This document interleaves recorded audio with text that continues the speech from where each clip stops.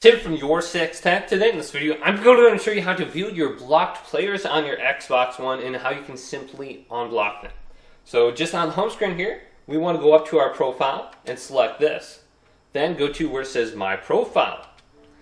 Then once we see this section, we want to go over to Social and then go down to where it says Following. And then we have the option to select everything.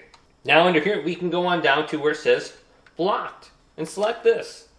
And here's all the people I've blocked on my Xbox One. Now we can simply select when there's names. So let's go to this person right here, select it, and then we have the option to unblock. So let's go to More, and then go to Unblock.